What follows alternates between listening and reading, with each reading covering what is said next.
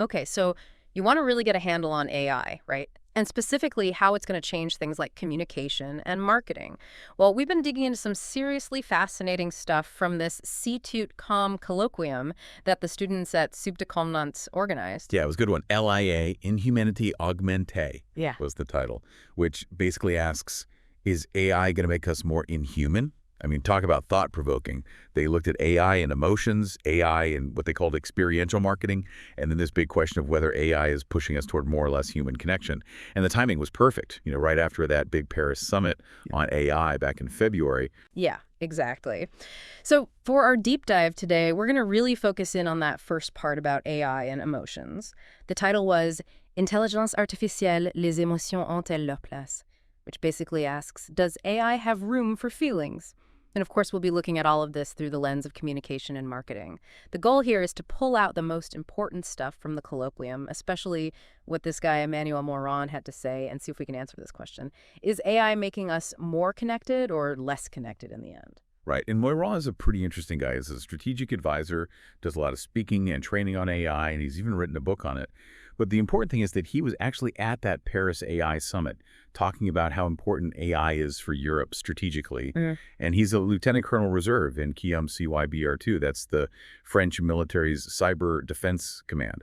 So he's got this really interesting perspective on AI, not just as some technology, but like a whole new battleground. Yeah, for sure. And one of the things that really stuck with me that he said, I think it'll resonate with you too, is whether Europe wants to be leading the charge on AI, or are we just going to sit back and watch as other countries take over?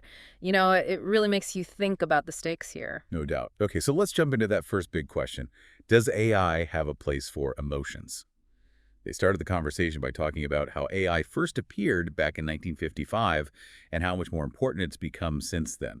Naturally, people are starting to get worried about what this all means for us, Like, Yeah. is it going to be good or bad? Totally. And then Moran really emphasized at the Paris summit that Europe needs to be proactive. Like, we have to shape how AI develops, not just react to it. And he had this saying, score objective, which means aiming for 100 out of 100 for impact maximal, puissance éclatée. It shows just how urgent and serious he is about all of this. Exactly. Yeah. He's basically saying this is a turning point for Europe, and that it's not just about adapting to AI, but really taking control of it. Okay, so one of the most fascinating things he talked about was this idea of IA Émotionnelle, which is basically emotional AI. He actually said that by 2027, that's not that far off, 75% of our online interactions will be handled by AI that can detect and respond to our emotions. Wow, 75%. That's insane. I remember he gave some examples of how this is already happening, like Amazon's Alexa. It can change its tone if it senses you're stressed out. Yeah. And Tesla's even working on stuff where their cars will be able to analyze the driver's mood and try to make their driving experience better. Exactly. And while that might seem convenient, Moran wants us to think about this. What if emotional AI is used to mess with our decisions? Can we actually trust machines to deal with emotions if they don't have feelings themselves? That's where things start to get a little creepy, right? He even brought up what he called a cas d'alerte, like a warning sign. He talked about how Facebook messed around with users' news feeds to see how it affected their emotions. It just goes to show that this stuff could be used to manipulate us, and Moiran's point is that Europe has to be one step ahead. We need to figure out how to control this kind of stuff before it's too late. For sure. He believes that we need to regulate emotional AI before it turns into what he calls an invisible weapon of mass persuasion. He's not saying we need to stop progress altogether. He just thinks we need to be really careful and plan for the future. Which makes sense, especially when you look at where Europe stands in the whole AI landscape right now. I mean, he said that almost 95% of the most advanced AI models are coming out of America or China. Yeah, that's the reality, and it's a little scary. Europe is basically just using AI. We're not really creating it. And that means we're relying on big tech companies, which are mostly outside of Europe. That could put us in a tough spot if something happens, like if we lose access to these technologies. True. But there was some good news, though. He mentioned that Paris is going to have the first European AI center. Yeah, which is great. But then he asks this really important question. Is it going to be a place where we actually innovate and create our own European AI? Or is it just going to be a showroom for technology from other countries? That gets right to the point. Do we want to be leaders or followers? So what does he think Europe needs to do to compete in the AI world? He laid out three main things. First, we need to put serious money into developing our own independent AI models. That means AI that's created and controlled right here in Europe, not somewhere else. Second, we need to train people, engineers, even military personnel in AI so we can keep up technologically and protect ourselves. And third, we need to come up with clear, solid rules for how AI is developed and used. We can't just let it run wild. Yeah, that makes sense. And, because of his background with Siwe Beer, he sees AI as more than just a tool, right? He actually called it a strategic domain, almost like a new kind of battlefield. Exactly. He really hammered home the point that AI isn't just about efficiency. It can be a weapon. He even gave this example from 2023 where they used AI to make fake voice messages to scam businesses out of millions of euros. That's pretty crazy when you think about it. It's wild.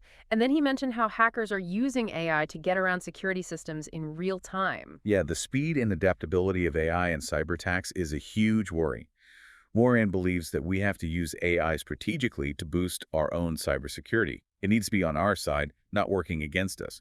So he's advocating for developing AI that protects us and integrating AI into our military and national cybersecurity plans. And he had this really impactful takeaway message about all of this, right? Yeah, he said that AI won't just change our economy. It's going to decide who controls the digital world in the future. So basically, the choices we make now are really important. Absolutely. So as he was wrapping up his main points, I remember he mentioned something pretty big that had just happened, didn't he? Yeah, this dernière actualité choc, which means a recent shocking development. He talked about a startup that's working on a voice assistant that can pick up on early signs of depression and anxiety. It's really interesting, because it shows how AI can be used for good or bad. We could use it to help people with their mental health, but there's also a risk that it could be used to exploit people, maybe for advertising or something like that. Right. That's a perfect example of how AI could make our interactions both more and less human at the same time. So what was his final message to the audience? He basically said, look, we're at a crossroads right now. Either we take control of AI or it takes control of us. And he kept emphasizing that every second counts. He said we need to build our own AI that we control and that is responsible. We need to defend ourselves against cyber attacks, and we need to figure out ethical guidelines for AI and fast. And he finished with this really strong statement. The future of Europe is being decided today. It's time to act. Powerful stuff. So the colloquium then moved on to defining AI more broadly and zeroing in on this whole emotion thing. They pointed out that AI is already everywhere, even though we don't always realize it. And the big question now is, can AI understand our feelings? And even more mind-blowing, can AI actually have emotions? Right. And to illustrate this, they talked about the film Her, the one with Joaquin Phoenix. It had its 10th anniversary last year. And the character Samantha, this voice-only AI, really got people thinking about what it would be like to have an AI that seems like a real person. It's fiction, of course, but it shows what might be possible and maybe some of the problems with really advanced emotional AI. Yeah, and it made me think about whether we're moving into this era of emotional AI where AI can understand and react to emotions so well that it changes everything. Like, we might have robots that are way more advanced and things become even more automated. And then who knows, maybe we'll even have AI that can make decisions based on how it feels. Crazy to think about. And then the colloquium threw out this hook to really get people engaged. Can AI understand what we feel? To make it even more relatable, they told this story about someone who was telling all their secrets to their Replika chatbot, like they were closer to the chatbot than to their own friends. It really makes you wonder if AI can sometimes seem to understand us better than real people. For real. And then they hit us with this stat. Apparently, 20% of people who use Replika say they develop feelings for their AI companion. It shows how powerful these interactions can be, but it also brings us back to that question. Is AI really getting us, or is it just really good at faking empathy? To get the audience thinking even more, they asked a couple of questions. Now, obviously, this is a podcast, so no one can answer out loud. But they said, think about it. Have you ever talked to Siri, Alexa, or Google Assistant? And then, have you ever felt an emotion while talking to AI? I bet a lot of our listeners would say yes to both. Yeah, probably. And then they painted this picture. Imagine you come home totally drained after a long day, and you ask your voice assistant how its day was. First, imagine it gives you a completely neutral response, like a robot. Then, imagine it answers in a warm, caring way. Which one would make you feel like it actually understood you? Totally get that. And it makes you think, why do we feel something towards an AI when we know it doesn't feel anything back? That's the mystery they started unpacking with this whole idea of emotional AI. So how did they actually define emotional AI? They gave a pretty clear definition, explaining all the different ways AI is learning to read us. So there's facial recognition, like with Face Reader and Microsoft Azure AI. These things use algorithms to analyze tiny movements in our facial muscles so they can figure out what emotion we're feeling. It's already being used to detect if drivers are getting tired, for example. Then there's voice analysis, where they look at our tone of voice. Like Google Assistant can tell if you're getting annoyed and change its tone to match. There's also text analysis, where they look at what words we use and the emotions behind them. IBM Watson can do something called sentiment analysis on Twitter to figure out how people are feeling about different topics. And they're even analyzing body language using AI. Like in HR, they're using it to see how stressed people are during job interviews. Wow, it's kind of freaky how much AI is already picking up on. And it's a massive industry too, right? Well, yeah, they said the emotional AI market is going to be worth something like $37 billion by 2027. So it's a big deal. They gave an example of how Amazon is using this stuff already. They have an AI that changes how it talks to customers depending on how stressed they sound. Yeah. Apparently, it's increased customer satisfaction by 12%. Pretty impressive. What about that Tesla case study? That one seemed super futuristic. Yeah, that was wild. Imagine your car scanning your face to see if you're tired, stressed, or even pissed off, and then it suggests you take a break, puts on some chill music, or turns off notifications. It sounds like something out of a movie, but they're actually testing it out. It makes you think about how this could change how we communicate and what customer service will be like in the future. I mean, if AI can understand emotions so well, maybe it can give us truly personalized and empathetic responses. They even talked about AI responding differently to someone who's being a jerk versus someone who's super friendly. Yeah, totally. And it raises the question of what kind of tools are already using emotional AI. But they also address the concern that this whole thing could make interactions between people less human. That's something we definitely need to consider as AI gets more advanced. For sure. So AI is getting better at faking it, mimicking emotions, and responding like it feels them. But can we actually say that AI can have human-like emotions? It seems like a contradiction. Yeah, it's a real head scratcher. The problem is AI can only copy emotions, it doesn't actually feel them. The colloquium made this really interesting comparison. He said, AI is like a mirror. It reflects our emotions but doesn't live them. I like that. Makes it easy to understand. And then they gave some examples of how this plays out in the real world, especially with those AI companions. Yeah. They talked about Replika and Kooky, those AI friends that people use when they're feeling lonely. They even shared the story of this woman, Sarah, who's 32 and talks to Replika for hours every day after going through a bad breakup. But even though the AI seems to understand and care, it's really just algorithms that have learned how to respond in a way that seems empathetic. So you have to wonder if these AI companions are really fulfilling people's emotional needs. And then they talked about how it can be dangerous to rely too much on these AI friends. They gave the example of this teenager in Japan who got so attached to a chatbot that they wouldn't even talk to their parents anymore. That's sad, you know? It shows that the relationship isn't really reciprocal, the AI isn't actually feeling anything back. It is sad. And they also talked about how AI is being used for mental health treatment. Like there's this app called Woebot that lots of people use for anxiety. It can be helpful, but it also makes you think, is it okay to rely on a computer program for mental health support? It doesn't actually understand what you're going through, you know? That ties back to the movie Her, right? They asked if we're ready for a world where AI might understand us better than our own families.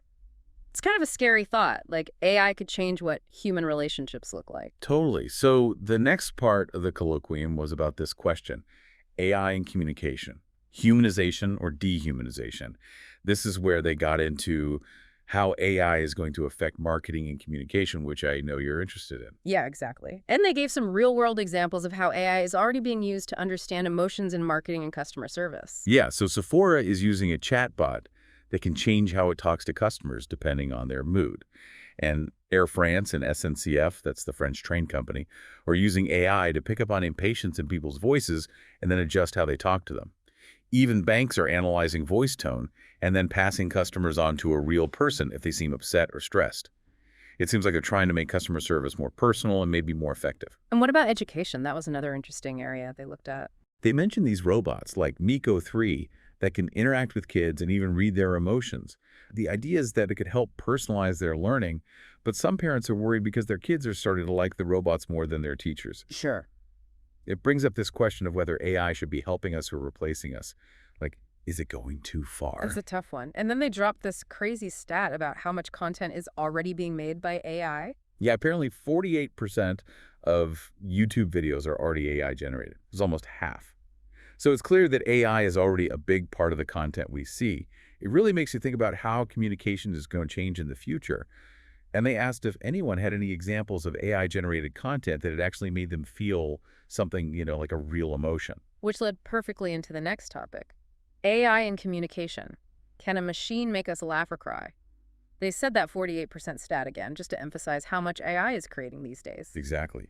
And the big question becomes, if AI is making all this content, can it actually move us emotionally? And they looked at some specific cases to figure that out. I remember they talked about those AI-generated ads that were designed to make people feel things. The Coca-Cola example was really interesting. Yeah, in 2023, Coca-Cola made a whole ad campaign using AI.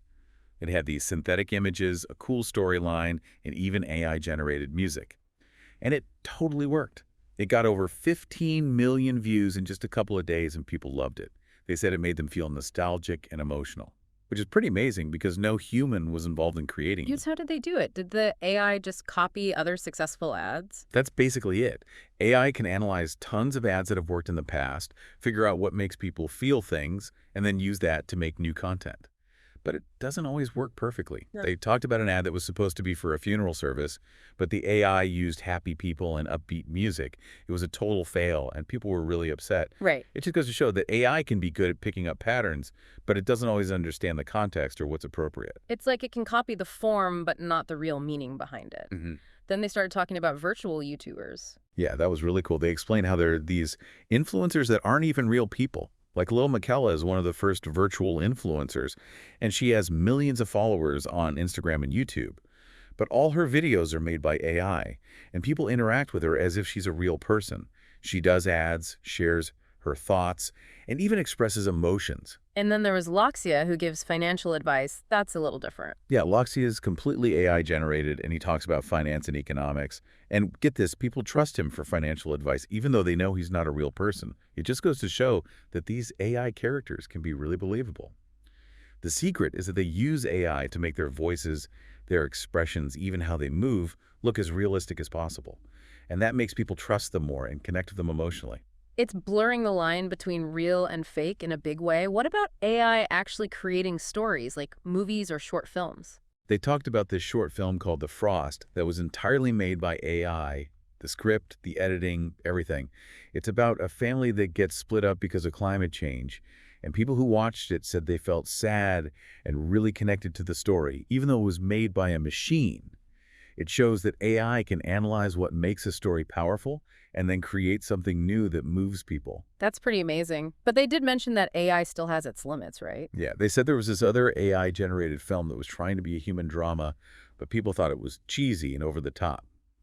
It seems like AI still has trouble with the subtle things that make human stories believable. That makes sense. Then things took a bit of a darker turn when they started talking about deepfakes. Remember that example of Zelensky? Yeah, that was messed up. In 2022, this video went around of Zelensky, the Ukrainian president, giving a speech where he told everyone to surrender to Russia. But it was a total fake. It was made with AI, and it looked and sounded so real that people actually panicked.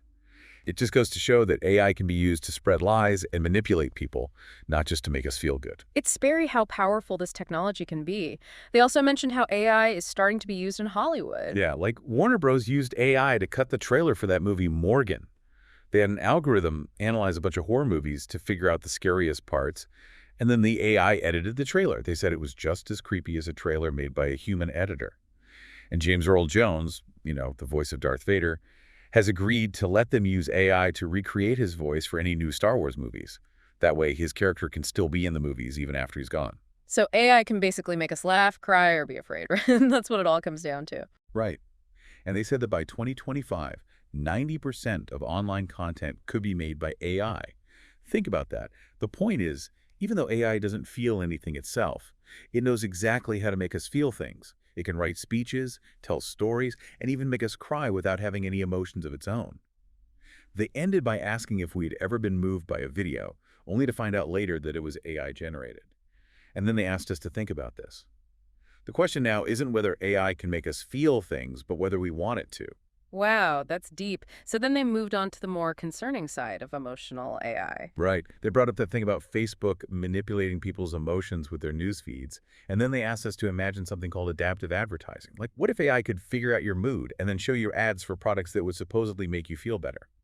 It sounds helpful, but it could also be used to exploit people, like taking advantage of them when they're feeling vulnerable. Yeah, and they talked about how AI could be used to influence elections. Like they mentioned Cambridge Analytica and how they analyzed voters' emotions to try to change how people voted. Exactly. It shows that emotional AI could be used in ways that aren't good for us, and we might not even know it's happening. And then Emmanuel Moiran started talking about his own experience with AI. He's been training on ChatGPT since 2020, and he trains other companies on AI too.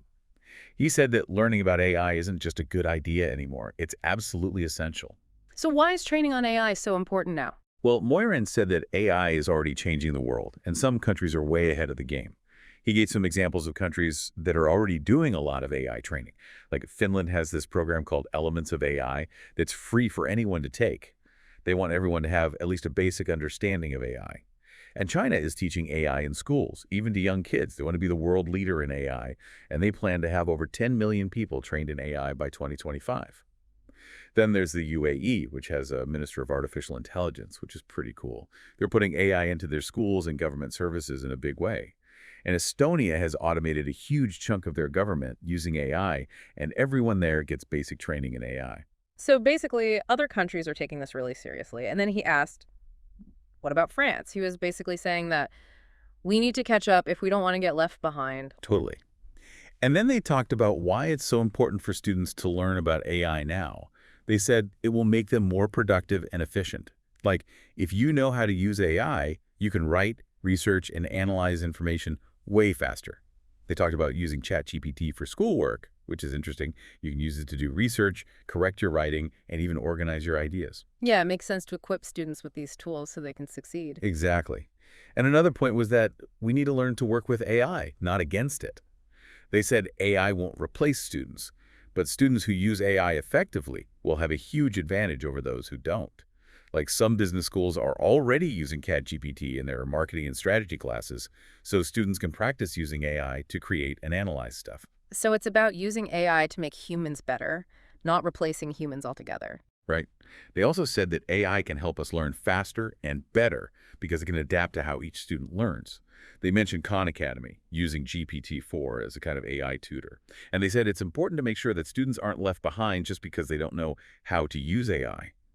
The bottom line is that AI should be used to make learning easier and more effective, not to cheat. And the students who are smart enough to use AI the right way will be way ahead of the game. Now, for people who work in communication, there's a big question about whether AI is a friend or foe. What did the colloquium have to say about that? They were very clear that AI is not something to be afraid of. It's a tool that can make communicators even better at what they do. They said AI can help in lots of ways.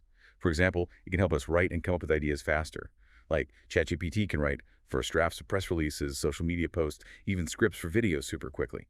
And it can help us personalize communication on a huge scale. It can figure out the best tone and content for different audiences. Think about how Netflix, Spotify, and Amazon use AI to suggest stuff you might like. That's definitely something that communicators could use more efficiency and personalization. For sure. And AI can also help us keep track of what's going on and what people are talking about online. It can analyze tons of data to see what's trending and spot potential problems before they blow up.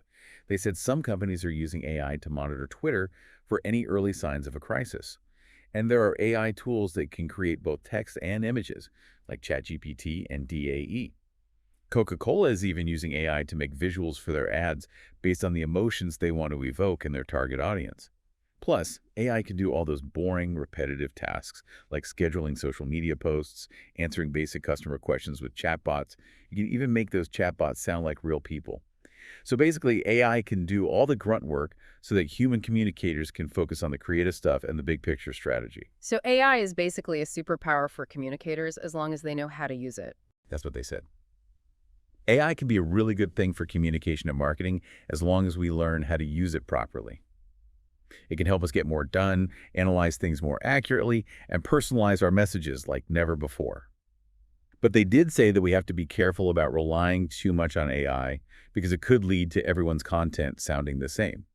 And there are also some ethical considerations, like we need to be transparent about when we're using AI and make sure we're not stealing anyone's intellectual property.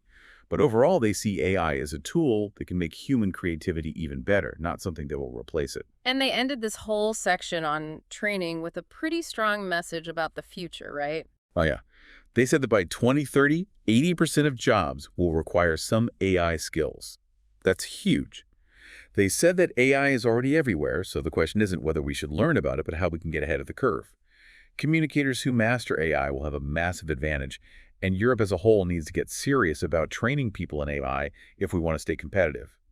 They asked, do you want to be replaced by AI, or do you want to make it your ally? The idea is that AI isn't a threat. It's an incredible opportunity for those who are ready for it. So that was a really in-depth look at what people are saying about AI and emotion, especially in the world of communication and marketing. Just to recap, the big takeaways were that AI is getting really good at understanding our emotions, and there's a chance it could even be used to manipulate us. AI is already a big part of content creation, and that's only going to increase. And the most important thing is that we need to start learning about AI. Now it's not optional anymore. It's crucial for individuals and for Europe as a whole, especially for anyone working in communication or marketing. Totally. We wanted to give you a quick but thorough rundown of all these complicated issues based on what all those experts were saying at the colloquium. We covered some surprising facts, explored different perspectives, and hopefully gave you a good overview without overloading you with too much information. And one final thought to leave you with. If AI can understand and even create emotional responses, what does it even mean to be human in this digital age? What will happen to real human connection and creativity as these technologies get more and more powerful? And how can we use AI for good in creative fields without losing that human touch? It's a conversation that's just getting started.